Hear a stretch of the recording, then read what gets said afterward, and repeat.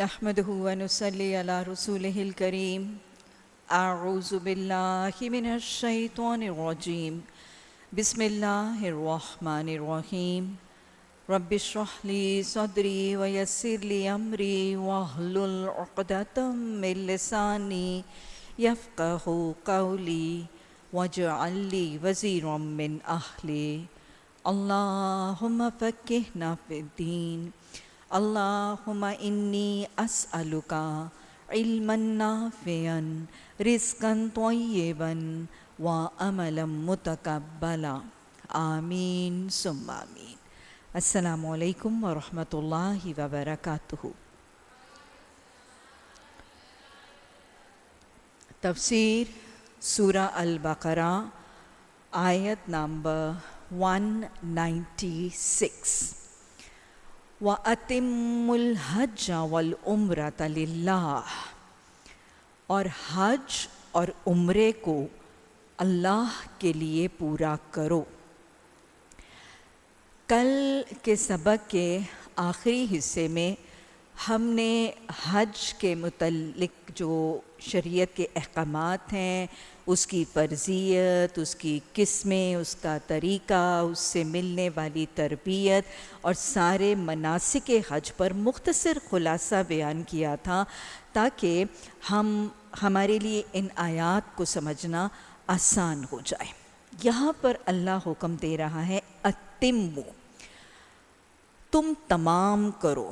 فعل امر ہے، تم تمام کرو، اور میم کی شد تمام کرنے کا لزوم ظاہر کر رہی ہے. اہتمام اور لزوم سے، باریکی سے، کمپلیشن سے، پرفیکشن سے، پرسیژن سے، چھوٹی چھوٹی باتوں کا اہتمام لازم رکھ کے اپنے حج اور عمرے کو مکمل اور تمام کرو. تو یہ حکم دیا جا رہا ہے حج کے حوالے اور عمرے کے حوالے سے. اگر صرف حج کرنا ہے تو بھی اس کو اچھی طرح سے اہتمام کے ساتھ مکمل کرو، اور حج اور عمرہ حج قران یا حج تمتع کی شکل میں ادا کرنا ہے تو بھی پورے اہتمام، لزوم اور باریکی سے اس کے فرائض اور مناسک کو پورے خشوع خضوع اور تقوی کے ساتھ ان کو تمام کرو. اور پھر کس کے لیے کرو؟ للہ، اللہ کے لیے. یہ جو آیت کا حصہ ہے یہ حج کے مناسک اور حج کے احکامات دینے سے پہلے حج کے پیچھے جو نیت، جو ارادہ، جو مقصد، جو غرض اور غایت ہے اس کو ہائی لائٹ کر رہا ہے. کیونکہ حدیث کے الفاظ ہیں نا، انما الاعمال بالنیات، اعمال کا دار و مدار نیتوں پر ہے. تو لہٰذا حج کے احکامات دینے سے پہلے سب سے پہلے یہ بات ہائی لائٹ کر دی گئی کہ یہ حج جو ایک بہت بڑی جسمانی، مالی، روحانی عبادت ہے، اس کو خالصتاً للہیت کے ساتھ اللہ کے لیے کرو. اس میں کوئی اپنی ناموری، کوئی شہرت، کوئی اپنی نیکی، کوئی اپنے مال کا ریا اور دکھاوا بھی مقصد نہ ہو، اور کوئی دنیاوی فائدہ، غرض یا منفعت حاصل کرنا بھی تمہارے پیش نظر نہ ہو. تو گویا حج کا حکم دیتے ہوئے ابتدا میں لزوم اور اہتمام بھی سمجھا دیا گیا، اور ساتھ اخلاص اور خالصتاً اللہ کے لیے کرنے کا طریقہ، نیت بھی سکھا دی گئی. اس کے برخلاف اگر آج ہم حج اور عمرے کے طریقے آج کے معاشرے کے حوالے سے دیکھیں تو بہت زیادہ ریا، دکھاوا اور دنیا داری کا تصور باقی چیزوں کی طرح حج میں بھی نظر آتا ہے. حج کر کے آنے کے بعد لوگ کلیئرلی مبارک دینے والوں اور ملاقات کے لیے آنے والوں کو بہت زیادہ اسپیل آؤٹ کر کے بار بار بتاتے ہیں کہ ہم نے حج یا عمرہ کس گروپ کے ساتھ کیا. یہ بھی ایک سٹیٹس سمبل ہے نا، فلاں والوں کے ساتھ کیا، اور کتنا پیکج ہوتا ہے ان کا، تاکہ اس کے ذریعے اپنے مال، اپنے صاحب حیثیت ہونا اور اپنے سٹیٹس کا اظہار ہو چکے. جس گروپ کے ساتھ گئے, جس بلڈنگ میں قیام کیا, مکہ ٹاور میں رہے تھے ہاں یا کلاک ٹاور میں رہے تھے, بس ہماری رہائش گاہ تو بالکل سامنے تھی. تو یہ کیا ہے, حج کر کے بھی آ گئے, لیکن اس حج کرنے کے بعد وہ ریا, دکھاوے, نمود و نمائش کی خواہش جو ہے وہ ابھی بھی جاری ہے. اور پھر کئی دفعہ صرف یہ نہیں, حج کرنے کے بعد اپنے نام کے ساتھ حاجی لگوا لینا. میں تو کئی دفعہ حیرت سے یہ بات کرتی ہوں, آپ نے کبھی کسی کے نام کے ساتھ نمازی دیکھا کہ کسی نے اپنے نام کے ساتھ لکھا اور نمازی فلاں فلاں, یا لوگ کسی کو یہ کہنے لگے نمازی فلاں فلاں. کہنے والے بھی دوسروں کو حاجی کہہ دیتے ہیں اور کہلانے والے بھی اپنے آپ کو حاجی کہلوانے لگتے ہیں. اور پھر صرف یہاں تک معاملہ کہاں رکتا ہے, 2 حج کرنے والا بڑے اہتمام کے ساتھ اپنی دکان کے باہر جب الحاج فلاں فلاں لکھواتا ہے, اس غرض سے اور اس نیت سے کہ جب میرے نام کے ساتھ 2 حج کرنے کا ایک مہر اور ایک لیبل ہوگا تو شاید میری صداقت, میری امانت, میری سچائی کے اوپر ایک لیبل ہوگا اور میری کاروبار, میری دکان جو ہے اس میں بڑھوتی ہوگی. یہ مقصد کیا تھا, اپنے نام کے ساتھ اس حج کا لیبل لگانے کے پیچھے اگر مقصد اور نیت اور ارادہ یہ ہے کہ میرے بزنس میں بڑھوتی ہو, میری ریلائبلٹی اور میرا اعتماد بڑھے, میری ساکھ بڑھے اور میرا کاروبار بڑھے, تو یہ حج پھر للہیت کے ساتھ نہیں ہے, یہ اپنے کاروبار کی بڑھوتی کی نیت سے. آپ کو معلوم ہے نا کہ حدیث کے الفاظ میں آپ نے صحابہ سے مخاطب ہو کر فرمایا, دجال کے فتنے سے بڑا فتنہ نہ کیا میں تمہیں بتا دوں؟ صحابہ نے فرمایا ضرور بتائیے. آپ نے فرمایا دکھاوے کی, ریا کی نماز, شرک اکبر, دکھاوا, یہ دجال کے فتنے سے بڑا فتنہ ہے دکھاوے کی نماز. پوچھنے پر بتایا گیا کہ دکھاوے کی نماز کیا ہے, کہ کوئی شخص اپنا رکوع اور اپنا سجدہ محض اس لیے لمبا کرتا ہے کہ لوگ اسے دیکھ رہے ہیں, اس لیے لمبا رکوع اور اس لیے لمبا سجدہ اور اس لیے لمبا قیام کہ لوگ کہیں کیا خوبصورت نماز ہے, کتنا عبادت گزار ہے. یہ دکھاوے کی نماز, آپ نے فرمایا دکھاوے کی نماز شرک ہے, دکھاوے کا صدقہ شرک ہے. تو لہٰذا وہ عبادات, نماز, روزہ, زکوٰۃ اور حج کی عبادات میں بھی اگر پیچھے غرض, غایت, مقصد, نیت, ارادہ دکھاوے کی ہوئی, نمود و نمائش کی ہوئی, اپنے سٹیٹس, اپنے مال کی ایگزیبیشن بھی ہوئی, اور پھر یا دنیاوی فائدہ حاصل کرنے کا کوئی مقصد ہوا, تو پھر یہ للہ نہیں ہے. اللہ سبحانہ تعالیٰ ہمیں تمام عبادات میں للہیت عطا فرما. اللہ للہ فی اللہ عمل کرنا, اخلاص کے ساتھ, عباد اللہ المخلصین کی صفات کے ساتھ ہمیں اس کی توفیق عطا فرما. آگے اللہ نے ایک تصور سمجھا دیا اس شخص کے لیے جو احرام پہننے کے بعد اپنا عمرہ یا حج پورا نہیں کر سکتا تو وہ کیا کرے. اللہ فرما رہا ہے فَإِنْ أُحْصِرْتُمْ, اگر تم روک دیے گئے ہو, چاہے کسی بیماری کی وجہ سے, کسی معذوری کی وجہ سے, کسی گورنمنٹ پالیسی کی وجہ سے, کوئی پاسپورٹ, کوئی ویزا, کوئی فلائٹ کا کینسل ہونا, کوئی گورنمنٹ پالیسیز, کسی بھی وجہ سے اگر ایک شخص احرام پہن کر عمرہ یا حج کی نیت کرنے کے باوجود آگے پروسیڈ نہیں کر سکتا اور اپنا عمرہ یا حج مکمل نہیں کر سکتا, تو پھر وہ کیا کرے گا؟ کیا وہ وہیں رک کے اپنا احرام اتارے گا اور اپنی نارمل زندگی کیری آن کرے گا؟ نہیں, یہ بات یاد رکھیے گا, احرام کوئی عام لباس نہیں ہے. دوسری بات, احرام پہنا بھی کسی عام لباس کی طرح نہیں گیا تھا, نہ یہ لباس عام ہے, مخصوص لباس ہے, اور نہ یہ پہنا کسی عام لباس کی طرح گیا تھا, ایک پروٹوکول سے پہنا گیا تھا. ایک مخصوص پروٹوکول اپنائی گئی تھی اس کو پہننے سے پہلے. کل میں نے احرام پہننے کا طریقہ بتایا تھا نا. تو جب یہ لباس عام نہیں مخصوص ہے, جب اس کے پہننے کی ایک خاص پروٹوکول ہے, تو اس کو اتارا بھی ایک پروٹوکول سے جائے گا. اس کو رکنے کے بعد یا عمرہ اور حج سے روکے جانے کے بعد اتار کے رکھ نہیں دیا جائے گا اور کہیں گے کہ اب ہمارا احرام اتر گیا اور احرام کی پابندیاں ختم ہو گئی ہیں. نہیں, کیا ہوگا؟ اللہ فرما رہے کہ اگر تم کہیں گھر جاؤ تو کیا کرو. نمبر 1, جو قربانی میسر آئے اسے اللہ کی جناب میں پیش کرو اور اپنے سر نہ مونڈو جب تک قربانی اپنے ذبح یا قربان ہونے کی جگہ محلہ ہو, اس کے حلال ہونے کی جگہ تک نہ پہنچ جائے. تو گویا احرام کو اتارنے کے بغیر عمرہ یا حج کیے احرام کو اتارنے کے 2 طریقے بتائے جا رہے ہیں. سب سے پہلے قربانی. قربانی ایک جانور جو ہے وہ قربانی کے لیے پیش کیا جائے گا اور محلہ اس کے حلال ہونے کی جگہ حرم کی حدود ہے.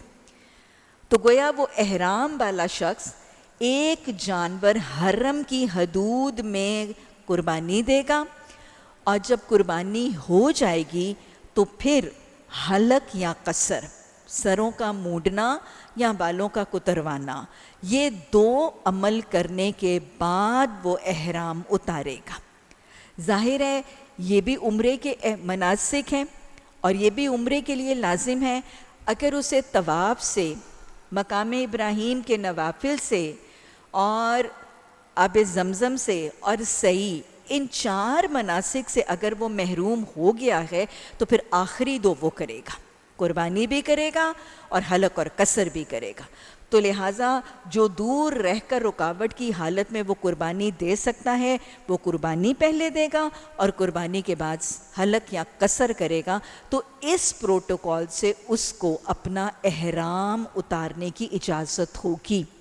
اور اس طرح اگر احرام اترے گا تو پھر احرام کی پابندیاں بھی ختم ہو جائیں گی. لیکن یہ بات پلے سے باندھ لیجیے اور لوگوں کو بھی سمجھایا کریں کہ اگر کسی نے اس 2 شرائط کے تکمیل کے بغیر احرام اتار دیا تو احرام تو اتر جائے گا لیکن احرام کی پابندیاں ختم نہیں ہوگی. وہ ساری پابندیاں جو اس احرام والے شخص پر احرام پہننے کے بعد تھیں, اگر اس پروٹوکول سے احرام نہیں اترا تو وہ پابندیاں جاری رہے گی.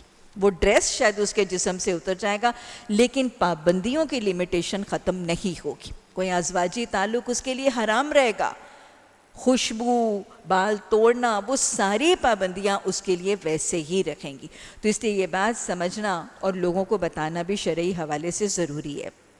پھر آگے ایک اور جو ڈیفیکلٹ سچویشن ہے اس کے لیے حل بتایا جا رہا ہے. مگر جو شخص مریض ہو, جس کے سر میں کوئی تکلیف ہو اور اس بنا پر اپنا سر منڈوا لے, تو اسے چاہیے کہ فدیے کے طور پر روزے رکھے یا صدقہ دے یا قربانی کرے. یعنی اگر سر میں کوئی تکلیف ہے جس کی وجہ سے سر منڈوانا ضروری ہو گیا. اصل میں یہ آیات حیات طیبہ میں جب آپ صلی اللہ علیہ وسلم حج کے لیے تشریف لے گئے تو آپ کے ایک ساتھی حضرت کعب بن عجرہ, ان کے سر میں جوئیں تھیں, احرام کی حالت میں تھے, ان کے سر میں بہت زیادہ جوئیں تھیں. اس حالت تک کیفیت تھی کہ وہ رسول اللہ صلی اللہ علیہ وسلم کے سامنے جب حاضر ہوئے تو وہ جوئیں ان کی پیشانی, ان کے ماتھے پہ چل کے آ رہی تھی. اب اس حالت میں رسول اللہ صلی اللہ علیہ وسلم نے, حالانکہ وہ احرام کے حالت میں تھے اور قربانی نہیں دی گئی تھی, تو آپ صلی اللہ علیہ وسلم نے حضرت کعب بن عجرہ کو اس آیت کے نزول کے حوالے سے سر منڈوانے کا حکم دیا اور ساتھ فدیہ تجویز کر دیا گیا. تو ہمارا دین پریکٹیکل ہے, اس کے لیے مختلف شکلوں میں کفارے اور فدیے مختلف حالتوں کے لیے بتائے گئے. اسے چاہیے کہ فدیے کے طور پہ روزے رکھے یا صدقہ دے یا قربانی کرے. پھر اگر تمہیں امن نصیب ہو جائے اور تم حج سے پہلے مکہ پہنچ جاؤ تو جو شخص تم میں سے حج کا زمانہ آنے تک عمرے کا فائدہ اٹھائے. یہ کون سے 2 قسم کے حج ہیں کہ حج سے پہلے عمرہ ہوتا ہے؟ 2 قسمیں, حج تمتع جس میں عمرہ کرنے کے بعد احرام اتار دیتے ہیں اور دوسرا احرام پہن کر پھر حج کرتے ہیں. اور دوسرا کون سا حج ہے؟ حج قران، جس میں ایک ہی عمرہ، ایک ہی احرام میقات سے پہلے پہنتے ہیں، اسی سے پہلے عمرہ، اور پھر وہی احرام پہنے ہوئے ہی حج کے مناسک ادا کرتے ہیں. تو اللہ اب ایک خاص حالت بتا رہے ہیں کہ جو شخص حج کا زمانہ آنے تک عمرے کا فائدہ اٹھائے تو وہ کیا کرے؟ حج تمتع والا، حج قران والا، وہ حسب مقدور قربانی دے. یہاں سے ہر حاجی کے لیے، وہ مرد ہے یا عورت ہے، جو حج تمتع کر رہا ہے یا حج قران کر رہا ہے، ہر ایک کے لیے قربانی دینا حکم خداوندی اور فرض ہے. یہ حاجی کے مناسک حج میں سے ہے. اور یہ قربانی ایک مینڈھا بھی ہو سکتا ہے اور اونٹ بھی ہو سکتے ہیں، بڑے جانور بھی ہو سکتے ہیں اور مینڈھا بھی ہو سکتا ہے. اگر رسول اللہ صلی اللہ علیہ وسلم کے حجۃ الوداع میں آپ کی سنت دیکھی جائے تو آپ نے 100 اونٹ قربان کیے. ان میں سے 67 اونٹ آپ نے اپنے دستے مبارک سے ذبح کیے اور 33 اونٹ آپ نے کسی ساتھیوں سے ذبح کروائے اور اس میں بھی آپ نے معاونت کی. اسی لیے جو 10 ذی الحج کا دن ہے، چونکہ عرب زیادہ اونٹ قربان کرتے تھے اور اونٹ کی قربانی کو نہر کہا جاتا ہے، تو 10 ذی الحج کو اونٹوں کی قربانی کی مناسبت سے یوم النحر کہہ کر پکارا جاتا ہے. تو اللہ نے فرمایا حج قران اور حج تمتع والا شخص وہ اپنی طاقت، اپنی مالی استطاعت کے مطابق قربانی دے. اور اگر قربانی میسر نہ ہو، میں پھر کہوں گی دین بہت پریکٹیکل ہے، بے جا کی سختی نہیں ہے. لا اکراہ فی الدین اللہ قرآن میں فرماتا ہے. آپ دیکھیں کہ اس وقت اتنا رش، اتنا ہنگامہ ہو سکتا ہے کہ ایک شخص مالی استطاعت بھی رکھتا ہے، اس کو قربانی ملتی ہی نہیں ہے، جانور میسر ہی نہیں ہے، قربانی کروا ہی نہیں سکتا حالانکہ مالدار ہے. اور یہاں آن دا ادر ہینڈ ایک شخص ہے جس پہ مالی استطاعت ہی نہیں. بذات خود حج اتنا مہنگا اور اتنا خرچہ ہو گیا، اب اس کی جیب خالی ہے، اس دن وہ قربانی کے پیسے نہیں بچے اس کے پاس. یا کوئی مالدار ہے اور اس کی جیب کٹ گئی ہے، اس کے پاس پیسے تو تھے لیکن اب نہیں رہے. تو ہر حالت کو شریعت کیٹر کرتا ہے. اور دین ایسا مشقت والا دین نہیں ہے کہ بس کہہ دیا گیا قربانی کرنی ہے. بھائی کوئی نہیں دے سکتا، کسی کے حالات نہیں بنتے،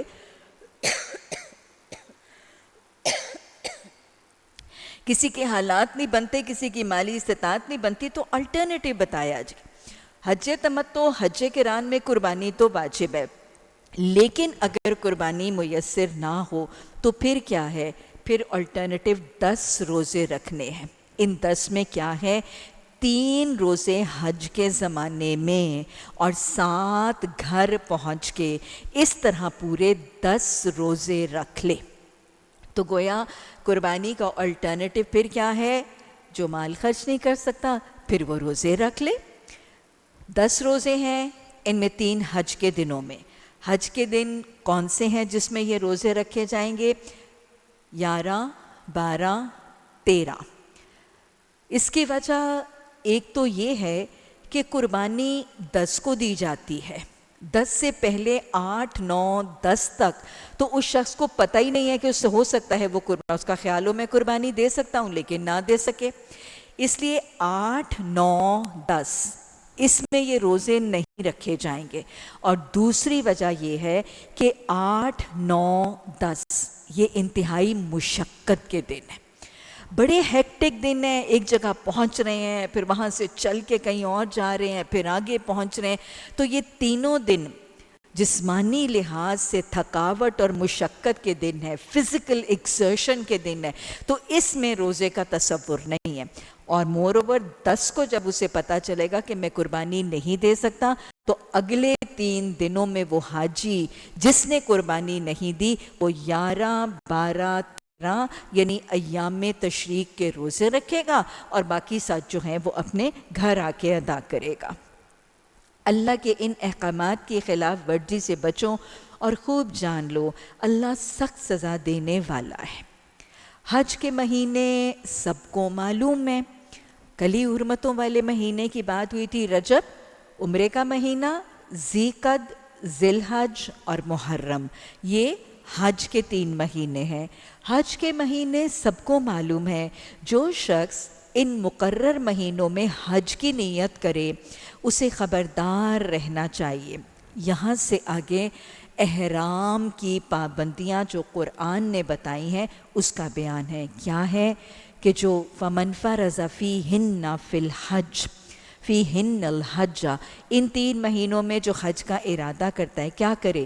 فَلَا رَفَثَ وَلَا فَسُوقَ وَلَا جِدَالَ فِي الْحَجِّ۔ رفث میاں بیوی کا تعلق، فزیکل ریلیشن شپ، ازواجی تعلق، کوئی رفث نہیں ہوگا۔ ولا فسوقہ، اللہ کی کوئی فسق نافرمانی، اللہ کی سرکشی، اللہ کے حدود سے ایکسیڈ کرنا یا ٹرانسگریشن نہیں ہوگی۔ ولا جدالہ، اور لڑائی بھی نہیں ہوگی۔ یہ 3 لا اللہ نے احرام کی حالت کے لیے قرآن میں بتائے۔ اس کے علاوہ ہمیں حدیث سے وضاحت ملتی ہے کہ احرام کی حالت میں جہاں رفث یا ازواجی تعلق منع ہے، لڑائی جھگڑا اور فسق منع ہے، وہاں پر ہر قسم کی خوشبو کا استعمال بھی منع ہے۔ صابن، تیل، لوشن، باڈی واش، کسی شکل میں خوشبو استعمال نہیں ہوگی۔ جو بغیر پرفیوم کے سوپس ہیں اور بغیر اوڈر کے جو لوشنز اور تیل وغیرہ ہیں وہ حاجی اس کا استعمال کریں گے اگر اس کی ضرورت ہو۔ اسی طرح بالوں کا توڑنا، نوچنا، اکھاڑنا، کاٹنا یہ بھی منع ہے۔ کسی شکل میں بالوں کو کاٹنا، نوچنا، اکھاڑنا وغیرہ جسم کے کسی بھی حصے سے منع ہے۔ ناخنوں کا کاٹنا، تراشنا کسی بھی شکل میں یہ بھی منع ہے، اور کسی ذی روح لیونگ چیز کو، مکھی ہے، مچھر ہے، ذی روح لیونگ چیز کو بھی مارنا منع ہے۔ تو یہ کچھ لیمیٹیشنز ہیں۔ اور جیسے نکاح اور نکاح کے ساتھ جتنے ریلیٹڈ معاملات، نکاح اور نکاح کے ساتھ منسوب چیزیں، نکاح کا پیغام بھی نہیں دیا جائے گا، نکاح کا پیغام قبول بھی نہیں کیا جائے گا، اور پھر نکاح کے ساتھ ایسوسیٹڈ ازواجی تعلقات، کسی قسم کی فزیکل ریلیشن شپ جو ہے اس کا تصور بھی احرام کی حالت میں منع ہے۔ تو یہ کیا ہے؟ یہ پابندیاں ہیں احرام کی، یہ لمیٹیشنز ہیں احرام کی۔ احرام کے اندر قرآن اور حدیث سے مل کے ہمیں ان پابندیوں کا پورا تعارف کروایا گیا۔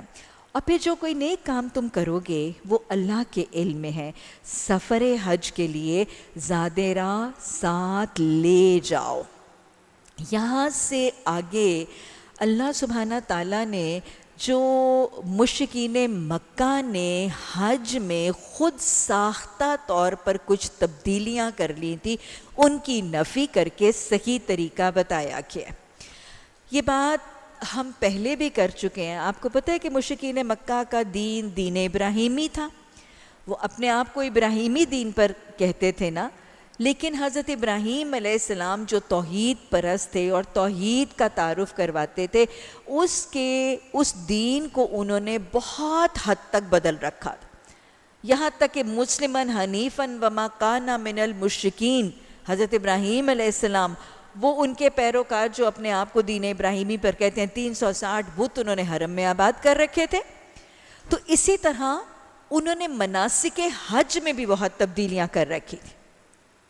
ایک تبدیلی کا ذکر ہم نے کل کے سبق میں دیکھا، وہ کیا تھا کہ وہ یہ سمجھتے تھے کہ جب کوئی شخص احرام کی حالت میں ہوتا ہے تو وہ ایک بہت افضل عبادت کی حالت میں ہوتا ہے، تو لہٰذا اس کو اپنے گھر جانا اس کے لیے جائز نہیں ہوتا۔ اور پھر وہ کیا کرتے تھے؟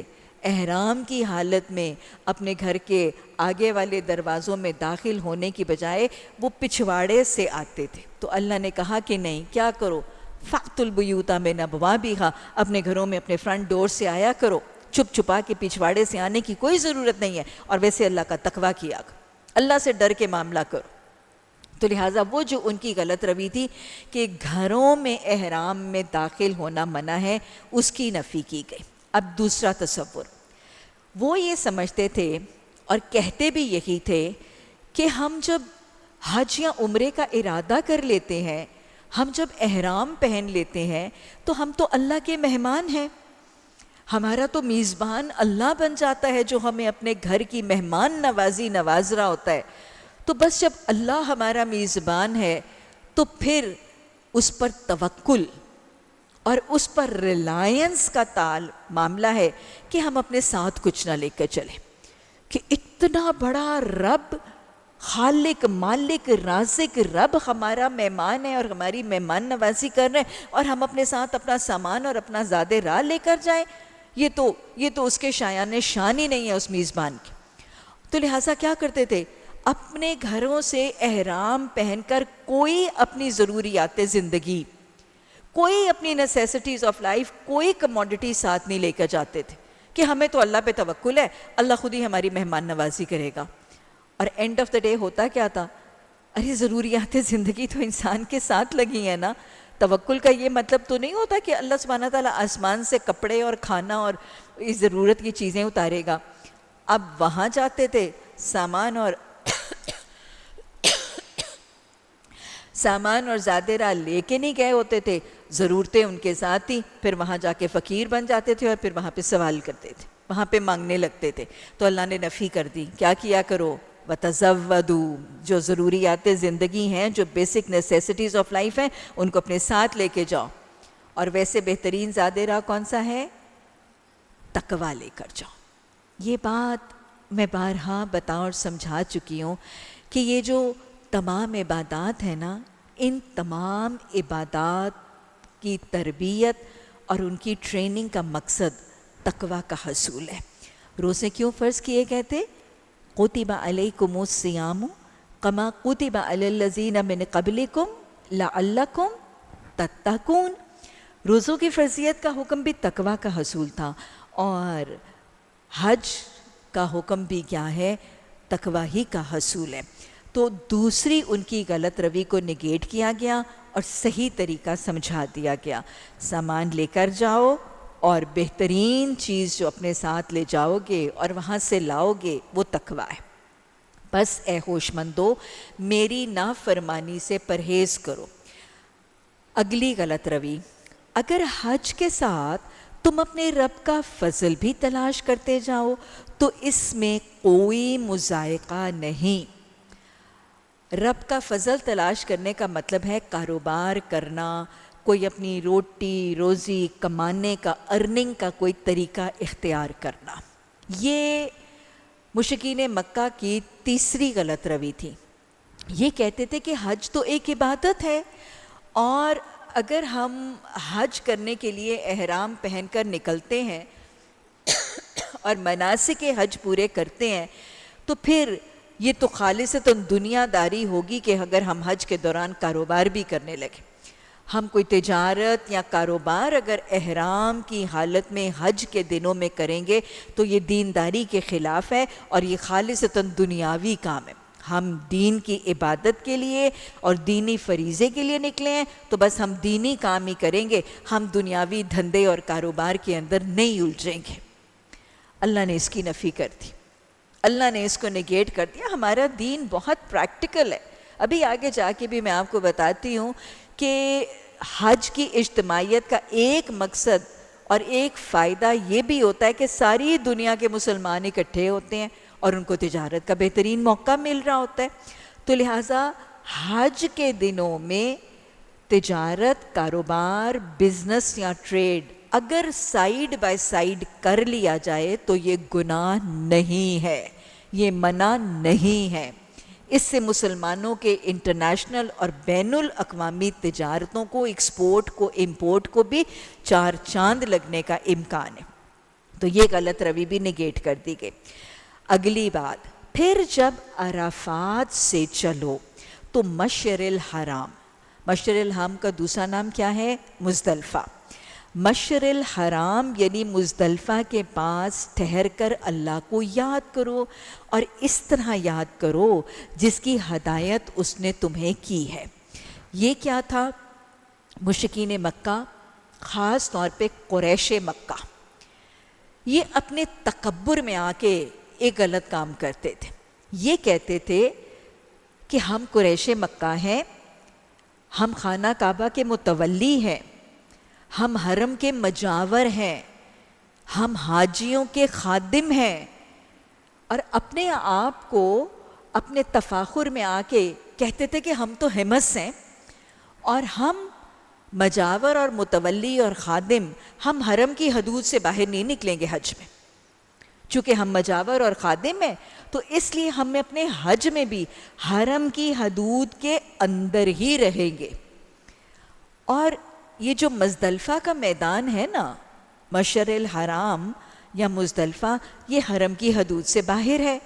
تو لہٰذا یہ قریش مکہ اپنے تکبر اور تفاخر میں آ کر کیا کہتے تھے کہ باقی حاجی تو مشعر الحرام میں جائیں گے لیکن ہم مشعر الحرام میں نہیں جائیں گے کیونکہ یہ حدود حرم سے باہر ہے. تو اللہ نے ان کے اس غلط رویے کی بھی نفی کی. کیوں؟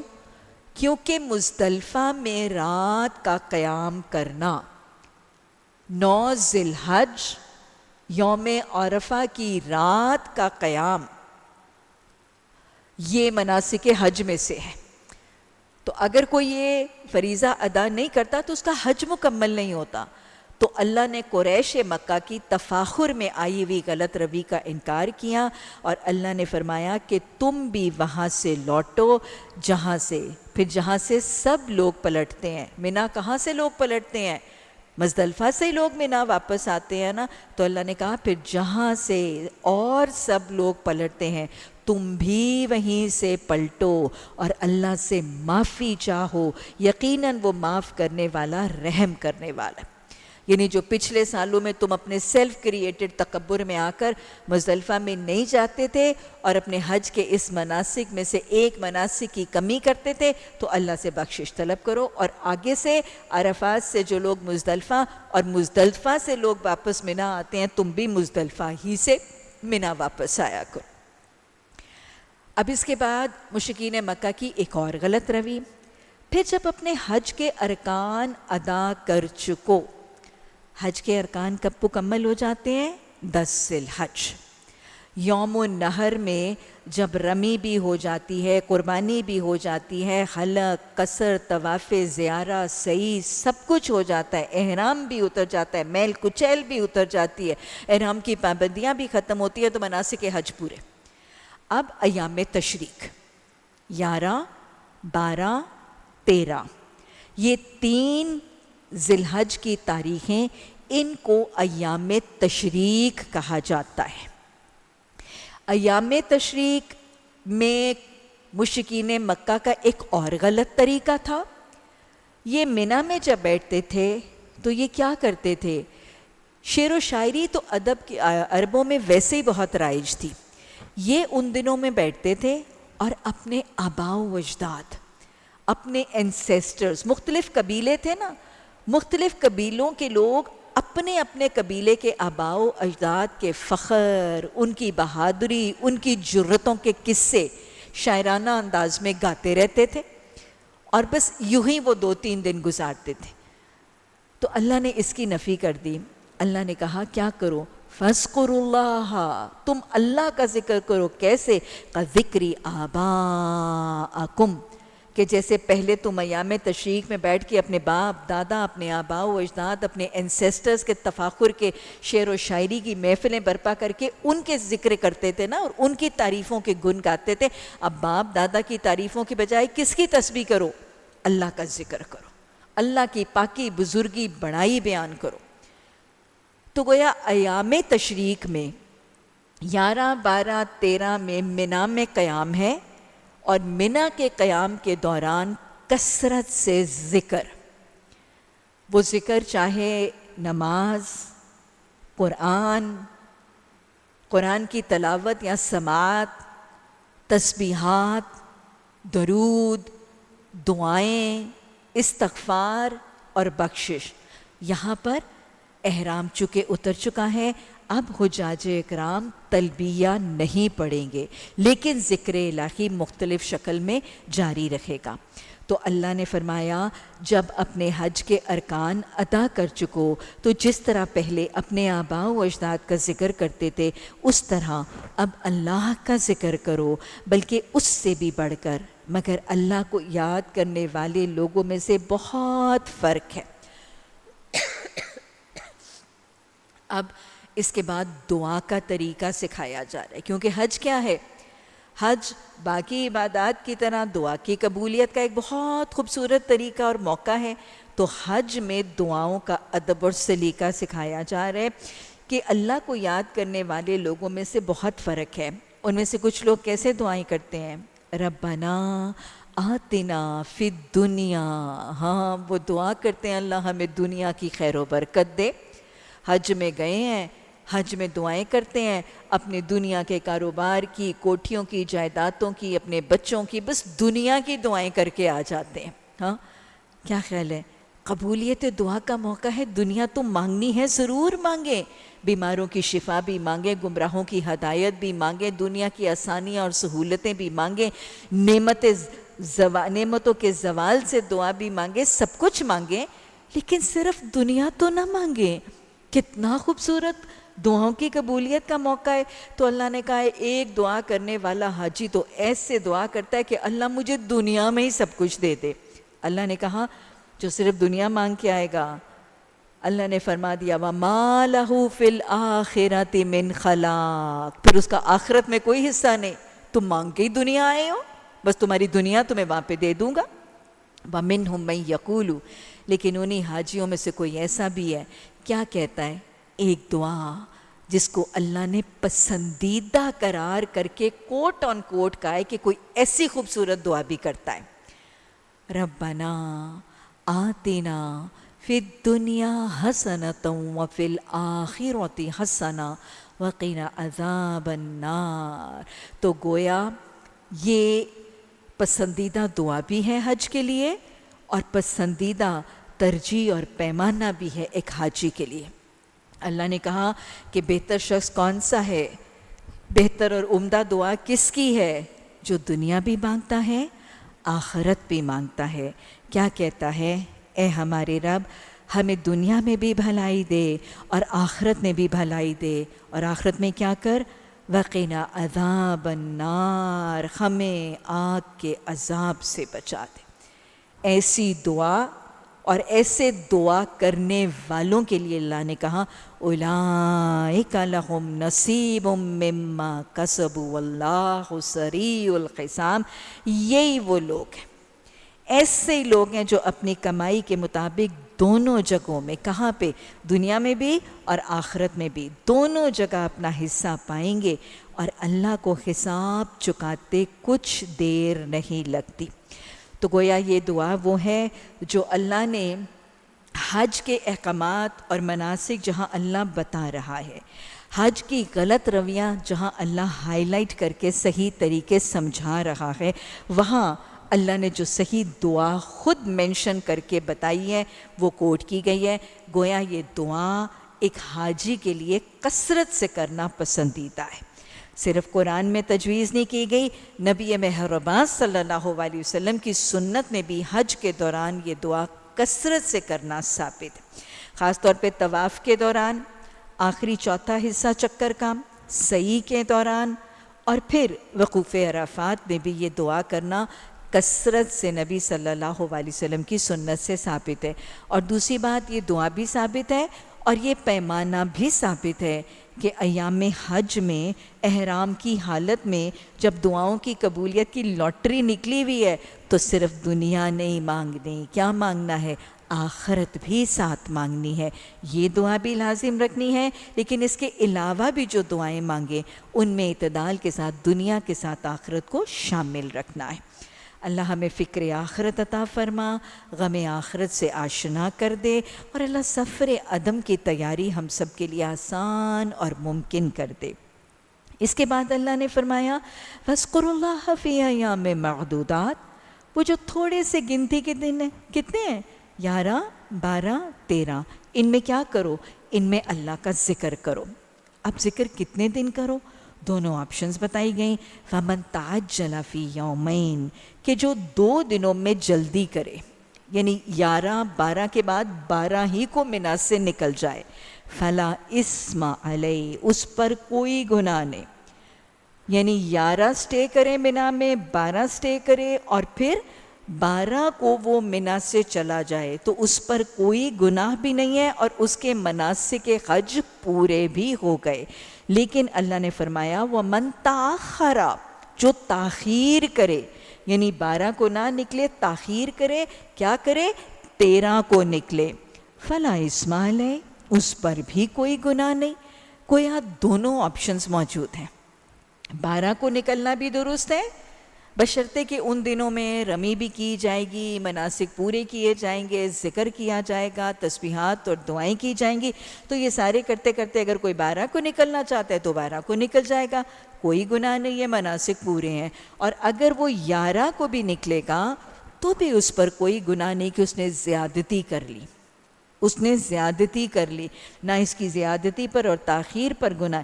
دونوں چیزیں کی جا سکتی. 13 تک رہنا زیادہ اجر اور ثواب کا ذریعہ نہیں بنے گا، 12 تک رہنا مناسک کی تکمیل کی کمی کی وجہ نہیں بنے گا. دونوں چیزیں کی جا سکتی ہیں. اصل میں دین بہت پریکٹیکل ہے. کئی دفعہ آپ دیکھیں کہ انسان اپنے ذاتی تجربے سے بھی چیزیں ایکسپیرینس کرتا ہے. ہمیشہ جب منا کے میدان میں لوگ قیام کر رہے ہوتے ہیں تو بڑے مشقت اور تھکاوٹ والے دن ہوتے ہیں. 8, 9, 10, 11, 12, 5 دن اپنی رہائش گاہ سے، اپنے کمرے اور اپنے واش رومز اور ان تمام چیزوں سے دور. بہت ہیکٹک ہوتا ہے، بہت مشقت طلب اور تھکانے والا عمل ہوتا ہے. اب اکثریت کو جلدی ہوتی ہے کہ وہ 12 کو چلے جائیں، اور 12 تاریخ کو واپسی پہ اتنا رش اور اتنا ازدحام ہوتا ہے کہ وہ جو کچھ کمزور ہیں، جو بوڑھے ہیں، ان کا شاید اس رش میں واپس جانا مشکل ہے اور زیادہ مشقت طلب ہے. اور یا ویسے ہی کوئی شخص ایک دن اور بھی رہنا چاہتا ہے. تو ایسے ملی جلی حالتوں کے لیے اللہ نے آپشن دے دی، چاہے تو 12 کو چلے جاؤ، چاہے تو 13 کو چلے جاؤ. دونوں میں گناہ بھی نہیں ہے، دونوں میں اضافہ بھی نہیں ہے اور ایک میں کمی بھی نہیں ہے. دونوں پرمیسیبل ہیں. اللہ نے فرمایا بشرطے کہ تم جلدی چلے جاؤ یا دیر سے چلے جاؤ، کیا کرو؟ بشرطے کہ یہ دن اس نے تقوی کے ساتھ گزارے ہیں. اللہ کی نافرمانی سے بچو، خوب جان رکھو، ایک روز اس کے حضور میں تمہاری پیشی ہونے والی ہے. جیسے میدان عرفات میں اللہ کے حضور حاضر ہوئے ہو، یہیں تو جبل رحمہ ہے، اسی پر تو اللہ کا عرش ہوگا. تو وہیں پہ تمہیں آج حاضر کیا گیا ہے تاکہ تمہیں قیامت کے دن کی حاضری کی یاد دہانی کروائی جائے. اور یہ یاد رکھو اس پورے حج کے مناسک کو پورا کرنے کے بعد، جیسے آج یہاں حاضر کیے گئے ہو، قیامت کے بعد کلمہ کن ہوگا سور کے پھونکے جانے کے بعد، اور تم سب کو اسی طرح وہاں حاضر کیا جائے گا. یہ حج ہے جو تربیت کرتا ہے، یہ حج ہے جو ٹریننگ کرتا ہے، یہ حج ہے جو افراد کی سطح پر اور امت کی سطح پر تربیت اور ٹریننگ کا ذریعہ بھی بنتا ہے، اور بہت سے فائدے اور بہت سے برکات اور فیوز کا ذریعہ بھی بنتا ہے. اجر اور ثواب تو الگ، اس پہ تو بات ہو چکی، لیکن حج کا یہ سارے کا سارا پروسیس ڈے 1 سے لے کے لاسٹ ڈے تک ہر سطح اور ہر پلیٹ فارم کے لیے بہت زیادہ فائدے دیتا ہے، بہت زیادہ تربیتوں کا ذریعہ بنتا ہے. اگر آپ اجتماعی سطح پر دیکھیں، امت کی سطح پر دیکھیں تو حج سے ملنے والے فائدے کیا ہیں؟ نمبر 1، اتحاد امت مسلمہ. سارے گلوب سے، ساری دنیا سے ایک جیسے لباس پہن کر حاجی جب لبیک اللہم لبیک، اللہ میں حاضر ہوں، اللہ میں حاضر ہوں، تیرے علاوہ کوئی اور ہے ہی نہیں ہے ہمارا، تو پھر یہ کیا ہے؟ یہ اتحاد، امت مسلمہ کے اتحاد کا ذریعہ بن جاتا ہے حج. Unity of the Muslim world کا ذریعہ بن جاتا ہے حج. وہ جو فلسفہ سکھایا، قبلہ بھی ایک کر دیا، حج بھی ایک جگہ پہ کر دیا، ایک ہو مسلم حرم کی پاسبانی کے لیے، یہ مقصد حج سے پورا ہوتا ہے، بدرجہ اتم یہ مقصد پورا ہوتا ہے۔ دوسری بات، صرف اتحاد نہیں، آپس کا اتفاق بھی، آپس کا اتفاق، بھائی چارہ، مسلم بردرہڈ، فریٹرنٹی، اتحاد اور اتفاق جو ہے وہ گرو کرتا ہے، بڑھتا ہے۔ یہ ساری دنیا کے مسلمان اکٹھے ہوتے ہیں، آپس میں انٹریکٹ کرتے ہیں، ریلیٹ کرتے ہیں، آپس میں تعلق ہوتا ہے، رابطہ ہوتا ہے، اور پھر کیسے مساوات کے ساتھ ہوتا ہے، ٹوٹل ایکوالٹی، مساوات کے ساتھ، برابری کے ساتھ، رنگ، نسل، ذات، پات، اونچ نیچ، برادری سب ختم ہو جاتی۔ تو یہ وہ تصور ہے، فرقہ واریت کا خاتمہ، امت کی سطح پر، ریاست کی سطح پر سب آتے ہیں، ہر مسلک، ہر فرقہ، ہر تقلید کا گروہ، وہ وہاں پہ آ کے جن کی نمازیں الگ تھی، جن کی مسجدیں الگ تھی، جن کے تصورات الگ تھے، وہ یہاں پہ ایک امام حرم کے پیچھے اکٹھے ہو جاتے ہیں۔ اتحاد بھی ہے، اتفاق بھی ہے، مساوات بھی ہے، رنگ و نسل، کریڈ، کاسٹ، کلر، سب کا خاتمہ۔ پھر اس کے بعد آپس کی بھائی چارہ، محبت، تعلق، بانڈ سٹرونگ ہو جاتا ہے امت کے درمیان۔ اور صرف یہ نہیں، اتحاد امت، اتفاق امت اور قوت امت مسلمہ کا اظہار ہوتا ہے۔ یہ مظہر ہے اتحاد مسلمہ کا۔ پوری دنیا، پوری کی پوری دنیا، اینٹائی اسلام ورلڈ، یہود، ہنود، نصارہ، وہ حج کو دیکھتے ہیں، وہ حج میں آمد مسلمانوں کی دیکھتے ہیں کہ کیسے دنیا کے کونے کونے سے یہ شدائی، یہ فنیٹک اپنے رب کا وضع کردہ لباس کہہ کے لبیک لبیک کہتے ہوئے آ رہے اور شدائیوں کی طرح چکر کاٹ رہے ہیں۔ میں آپ کو بتاؤں، یہ سال میں ایک دفعہ حج دیکھتے ہیں نا وہ یہودی عیسائی، باقی کا سارا سال مسلمانوں سے ڈرتے اور لرزتے اور پھر پلاننگیں کرتے رہتے۔ یہ اظہار کا ذریعہ ہے۔ وہ جو ایک سمندر ہوتا ہے نا مسلمانوں کا، وہ ساری دنیا کے دشمنوں کو دکھا دیتا ہے کہ یہ دیکھ لو یہ اتنے مضبوط ہیں، یہ دیکھ لو یہ اتنے قصیر ہیں، یہ دیکھ لو یہ اتنے متحد ہیں اور یہ اتنے طاقتور ہیں۔ باقی کی سارا سال وہ ڈرتے بھی ہیں، وہ لرزتے بھی ہیں اور مسلمانوں کے خلاف پھر سازشیں کرتے ہیں۔ ان کو تو سمجھ آ جاتی ہے، جو کٹھے ہوئے ہیں ان کو نہیں سمجھ آتی۔ اصل بات یہی، وہ تو دیکھ کے مسلمانوں کو ڈر بھی جاتے ہیں، لرزتے بھی ہیں اور پلاننگیں بھی کرتے ہیں، جو کٹھے ہوئے تھے ان کو پلے نہیں پڑتا۔ اس کے بعد یہ جو مسلمان ساری کرۂ زمین سے اکٹھے ہوتے ہیں، ان کو ایک موقع مل جاتا ہے، ایک پلیٹ فارم مل جاتا ہے، جہاں ساری دنیا کے مسلمان، تاجر، business man, industrialist, factory owners, وہ سب اکٹھے ہیں تاکہ ان کی تجارت، ان کا بزنس آپس میں بڑھے، ان کی ایکسپورٹس بڑھیں گی، ان کی امپورٹس بڑھیں گی، ان کا ٹریڈ بڑھے گا، ان کی انڈسٹری فروغ پائے گی، تو مسلمانوں کی تجارت بڑھ جاتی ہے، ان کی انڈسٹری، ان کا ٹریڈ بڑھ جاتا ہے، اور اس سے مسلمان معاشی طور پر ان کی اکانومی سٹرونگ ہو جاتی ہے۔ پھر ساری دنیا کے مسلمان، علماء، مجاہدین، یہ سب یہاں جمع ہوتے ہیں تاکہ امت کے جو مسائل ہیں نا، اس دور میں، اس سال میں، ان حالات میں جو امت کے مسائل ہیں، جو کرائسسز ہیں، جہاں جہاں ریاستوں میں مسلمانوں کو ٹارچر کیا جا رہا ہے، پرسیکیوٹ کیا جا رہا ہے، لیمیٹیشنز اور سینکشنز اور پابندیاں لگائی جا رہی ہیں، یہ ایک پلیٹ فارم ہے، یہاں اکٹھے ہو جاؤ، امت کے مسائل کا حل کرو، تھنک ٹینک سے اکٹھے بیٹھو اور حل کرو۔ غزہ کا کیا حل کرنا ہے، دیکھو سیریا کا کیا حل کرنا ہے، دیکھو کشمیر کے مسئلے کا سلوشن ڈھونڈو، یہاں پہ اپنا دماغ اکٹھا کرو۔ یہ مقصد ہے حج کا، جو شاید سارا سال امت کے افراد کو اتنے بڑے پلیٹ فارم پہ میسر اور اویلیبل نہیں ہوتا۔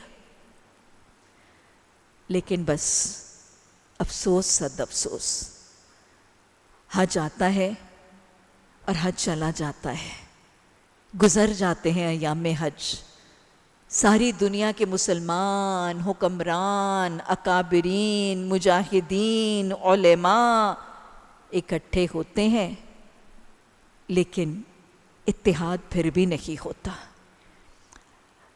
ریاستوں کے نعرے پھر بھی ویسے ہی رہتے ہیں. اتفاق، یگانگت، بھائی چارہ ویسے ہی نہیں نظر آتا. ویسے ہی ایک ریاست کو جلایا، تڑپایا، خون کی ہولی کھیلی جاتی ہے، لیکن کوئی اتحاد نہیں، کوئی پرواہ نہیں. یہ مقصد تھا کہ متحد کرنا ہے، لیکن اتحاد پھر بھی نہیں. اور پھر مساوات بھی نہیں. فرقہ واریت وہاں سے ہو کے آنے کے بعد وہی مسلک، وہی دھڑے، وہی فرقے، سب وہی الگ الگ، وہی خون کی ہولی، آپس میں گردنیں کاٹنا، آپس کے نہ تجارت فروغ پاتی ہے. اور پھر اتنے بڑے بڑے علماء اور اکابرین اور مجاہدین جمع ہونے کے باوجود بھی امت کے مسائل وہیں کے وہیں رہتے ہیں. ہم اپنے مسائل کا حل نہیں کرتے. آج تو اتنا درد دل میں اٹھتا ہے کہ جب ہم دیکھتے ہیں کہ ایک حکومت، سعودی عربیہ کی حکومت کی طرف سے امریکہ کی ڈکٹیشن پہ لکھایا ہوا خطبہ، ایسا ہی کہوں گی میں، امریکہ مائی باپ کی ڈکٹیشن پہ لکھایا ہوا خطبہ، جب امریکہ کی پالیسیز کے مطابق لکھایا ہوا خطبہ حجۃ الوداع بنا کر پڑھ کے سنا دیا جاتا ہے. نہ وہاں افغانستان کی بات، نہ وہاں کشمیر کی بات، نہ وہاں فلسطین اور مسجد اقصیٰ کی روداد. حج تو اپنا مقصد کھو بیٹھا. اللہ کے حکم سے تو مسلمان جمع ہو جاتے ہیں، لیکن ہم وہ مقاصد حاصل کرنے سے امت کی سطح پر بھی آ رہی ہیں. تو یہ تو اجتماعی فائدے تھے. انفرادی فائدے، ایک مسلمان کو، ایک مسلمان فرد جو حج کرنے کے لیے جاتا ہے، اس کے لیے حج کیا تربیت کرتا ہے. تربیتوں کا ایک سمندر ہے جو حج کرتا ہے. ڈے 1 سے حاجی کی تربیت کرنا شروع ہو جاتے. پہلا دن، جس دن حج کی اپلیکیشن دیتے وقت اس کے اخراجات جمع کروائے جاتے ہیں، تو یہ کس کی تربیت ہے؟ اللہ کی راہ میں خرچ کرنے کی، اللہ کی رضا کے لیے، اللہ کی عبادت کے لیے، اس کی خوشنودی کے لیے، جنت کے حصول کے لیے صدقہ، خیرات، جہاد بالمال. یہ سب سے پہلا عمل ہے، اور دل سے مال کی محبت نکل جاتی ہے.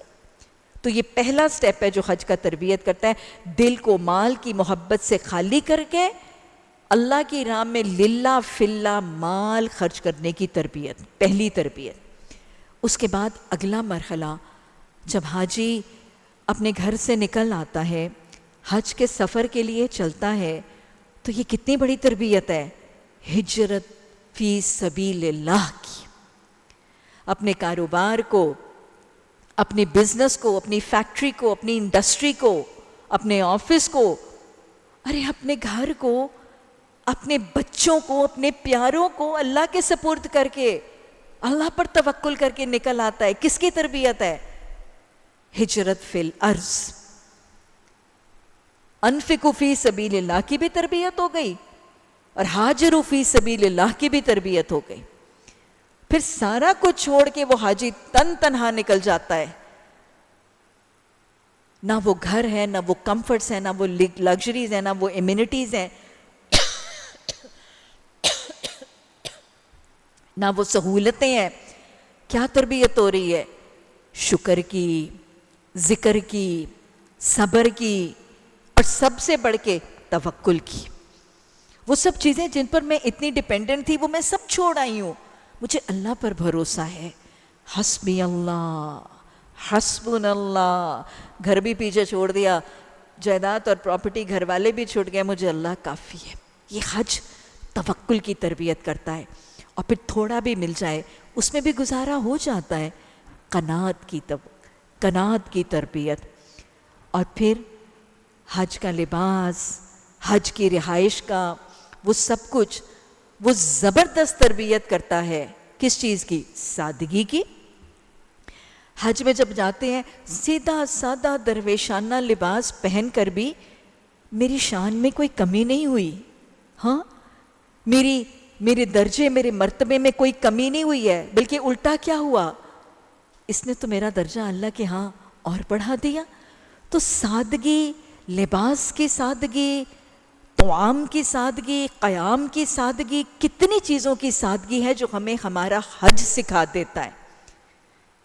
لیکن افسوس ہے نا، ادھر حج نے ہمیں سادگی سکھائی لباس کی، اور حج سے واپسی پر وہ وہیں کی وہیں. واپسی پہ یہ ٹینشن، اتنے ریسیو کرنے والے آئیں گے، میرا ڈیزائنر ڈریس ہوگا کہ نہیں ہوگا، اور وہاں پہ ریسیو کرنے والوں کے پروٹوکول میں کپڑوں اور چہرے، اور اللہ اکبر، وہ تربیت تو ساری وہیں کی وہیں رہ گئی میقات کے اندر. تو حج تربیت کرتا ہے سادگی کی، اور پھر عاجزی کی. عاجزی، انکساری. ایک سیاہ فام حبشی، غریب امیر، سب برابر ایک ہی صف میں کھڑے ہو گئے. محمود و ایاز، وہ جو نماز کی جماعت تربیت کرتی ہے وہی حج تربیت کرتا ہے. طواف کر رہے ہیں تو امیر غریب میں کوئی فرق نہیں، حاکم محکوم میں، آقا غلام میں کوئی فرق نہیں. یہ حج ہے جو تربیت کرتا ہے عاجزی کی، انکساری کی. تکبر کو نکال کے ایسے پھینک دیتا ہے. اور پھر اس کے بعد یہ حج نظم و ضبط کی، ڈسپلن کی، پابندی وقت کی، محنت کی، مشقت کی، اللہ کی رضا کے لیے اونچ نیچ، گرمی سردی، بھوک پیاس برداشت کرنے کی، صبر کی. اور پھر یہ سارے کا سارا حج ذکر کی تربیت کرتا ہے، عبادات میں خشوع خضوع. ایکچولی وہ حرم جس کو ہم اپنا قبلہ بناتے ہیں، آنکھوں سے اپنے سامنے، وہ دل اس حرم سے جڑتا ہے، دل نماز سے جڑتا ہے، اللہ کے ساتھ بانڈنگ مضبوط کرتا ہے. اور پھر میدان عرفات میں فکر آخرت کی یاد دہانی، فکر آخرت کی یاد دہانی. جیسے اللہ نے آج یہاں جمع کیا، وہاں پہ بھی قیامت کے بعد نفخ فی الصور، سور کے پھونکے جانے کے بعد اللہ مجھے پھر یہاں جمع کرے. دعاؤں کی تربیت، اپنے توبہ استغفار کی تربیت. یہ تو ایک سمندر ہے تربیت کا، جو ایک فرد، مسلم فرد کی تربیت سے لے کے مسلم معاشرے کی تربیت سے لے کے ایک امت کے لیے بہترین آپشنز پرووائڈ اور اویلیبل کرتا ہے حج. میں جب حج کے حوالے سے بات کرتی ہوں، یا میں جب حرم کے حوالے سے بات کرتی ہوں، تو مجھے ہمیشہ یہ پرسیپشن کچھ اس طرح لگتی ہے کہ مجھے لگتا ہے کہ حرم کا تعلق پوری امت مسلمہ کے ساتھ بالکل ویسا ہے جیسے دل کا جسم کے ساتھ. کیسا ہے تعلق؟ حقیقتاً ایسا ہی تعلق ہے. اگر آپ ان پورے مناسک حج اور عمرے میں بھی دیکھیں اور حرم کو امت کے ساتھ ریلیٹ کر کے دیکھیں تو it is exactly the same. Like اگر آپ دیکھیں انسان کے جسم میں اور دل کا آپس میں کیا تعلق ہے. انسان کا دل، اس میں سارے جسم سے خون گردش کر کے کہاں آتا ہے؟ سارے جسم کا گندا کاربن ڈائی آکسائڈ، جس میں توانائی بھی نہیں ہے، طاقت بھی نہیں ہے، قوت بھی نہیں ہے، نیچے کے دھڑکا، اوپر کے دھڑکا، بازوؤں کا سارا خون جو ہے وہ رش کر کے دل میں آ جاتا ہے. دل سینٹر ہے، دل کی دھڑکن لب ڈب، وہ دل دھڑکتا ہے ایک پمپ کی طرح، اور وہ دل اس خون کو سائیڈز پہ دونوں لنگز کی طرف پمپ کر دیتا ہے. لنگز میں یہ خون جاتا ہے، اور جو گندا میلا خون ہوتا ہے وہ لنگز اور پھپھڑے اس کو بالکل صاف ستھرا نتھرا خون کر کے واپس دل میں بھیج دیتے ہیں. اب دل میں پھر وہ خون آتا ہے، دل پھر پمپ کرتا ہے، اور وہ خون، صاف خون کو، جو کیا ہے، جو صاف بھی ہے، جو آکسیجن، توانائی، قوت، حرارت سب کچھ دینے والا ہے، یہ صاف ستھرا خون جو ہے وہ دل سارے جسم کے حصوں، ٹکڑوں، اعضاء میں منتقل کر دیتا ہے. ایسا ہی نہیں ہے حرم کے ساتھ بھی معاملہ؟ حرم کے ساتھ ایسا ہی ہے نا. ساری دنیا سے وہ نارتھ سے، ساؤتھ سے، ایسٹ سے، ویسٹ سے، سارے قرائے ارض سے لوگ دوڑتے ہوئے، گردش کرتے ہوئے، کمزور ایمان ہے، زیاں کار ہے، گناہ گار ہیں، ایمان کمزور ہے، وہ سارے حرم میں آتے ہیں۔ حرم انہیں کیا کرتا ہے؟ وہ پمپ کر کے انہیں منا، عرفات، انہیں مزدلفہ، منا یہاں پہ بھیجتا ہے۔ یہاں پر وہ کیا ہوتے ہیں؟ کل حدیث پڑھی تھی کہ حج کرنے والا کیسا ہے؟ گناہوں سے ایسے پاک ہو جاتا ہے جیسے ماں کے پیٹ سے پہلے دن پیدا ہوا۔ دل ان کو ان تمام جگہوں میں بھیجتا ہے، یہاں سے یہ صاف ستھرے ہو کر ایمان کی قوت، تمام کی توانائی، حرارت، شیطان کے مدافعت کی طاقتیں اور صلاحیتیں لے کر یہ سارے واپس حرم میں آتے ہیں۔ طواف زیارہ کرتے ہیں، طواف سعی کرتے ہیں، اور پھر طواف وداع کرنے کے بعد ہارٹ پمپ کر کے ان تمام عازمین حج کو واپس اپنے اپنے علاقوں، اپنے اپنے معاشروں، اپنے اپنی ریاستوں میں بھیج دیتا ہے۔ اب یہ ایمان لوگوں میں منتقل کرو، اب یہ دین جو، یہ تربیتیں اور یہ تزکیہ جو تمہیں اس حرم کے ساتھ، اس حج کے ساتھ جڑ کے ملا ہے، یہ لوگوں میں ٹرانسفر کرو۔ تو یہ دل کی طرح ایک حرم کی عمارت پوری امت کے ساتھ وہی تعلق رکھتی ہے جو دل جسم کے ساتھ رکھتا ہے۔ اللہ ہمیں اس حرم کی پاسبانی کے لیے امت مسلمہ کو واحد اور متفق ہونے والی امت بنا دے۔ اللہ جو ہماری کمیاں ہیں، جو کوتاہیاں ہیں افرادی طور پر اور اللہ اجتماعی اور امت کے طور پر، اللہ ان کو درگزر فرما۔ اللہ ہم میں سے جو حج اور عمروں میں تیرے گھر میں حاضر ہوئے، ہماری حاضریاں قبول فرما لینا۔ الہی ہماری حاضریاں قبول فرما لینا۔ یا اللہ جو حج اور عمرے ہم نے کیے، اللہ ان کی تربیتوں پر قائم رہنے کی توفیق عطا فرما دینا۔ یا ارحم الراحمین، جو میرے پیارے، میرے عزیز تیرے گھر کی مہمان نوازی کے لیے دعائیں کرتے ہیں، جھولیاں پھیلاتے ہیں، اللہ ان کو بھی مہمان نوازی کے اور حاضری کے پروانے عطا فرما دینا۔ ربنا تقبل منا انک انت السمیع العلیم وتب علینا انک انت التواب الرحیم۔